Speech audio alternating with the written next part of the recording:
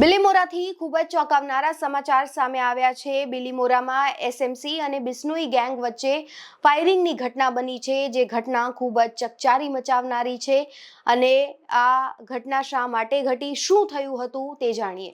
નવસારી જિલ્લાના બિલીમોરા શહેરમાં state monitoring એટલે કે એસએમસીની ટીમ અને બિશ્નોઈ ગેંગ વચ્ચે ફાયરિંગ થયું। હથિયારોની આપ લે કરવા માટે ગેંગના સભ્યો હોટલમાં રોકાયા।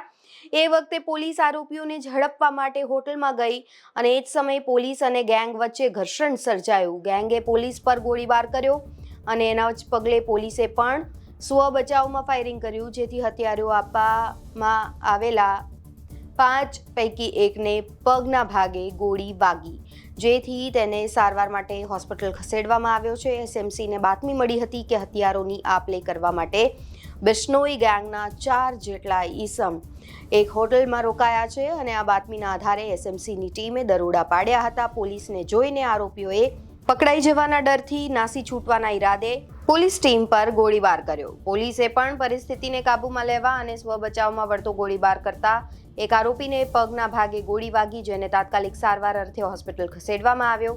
પોલીસ અને ગેંગ વચ્ચે 2 રાઉન્ડ ફાયરિંગની ઘટના સામે આવી, જેમાં એક રાઉન્ડ આરોપી તરફે જ્યારે એક રાઉન્ડ પોલીસ તરફે ફાયરિંગ થયું અને આ ઘટનામાં પોલીસે 3 આરોપીઓની ધરપકડ કરી છે। અન્ય એક આરોપી કે જેને ગોળી વાગી છે તે હાલ સારવારમાં છે।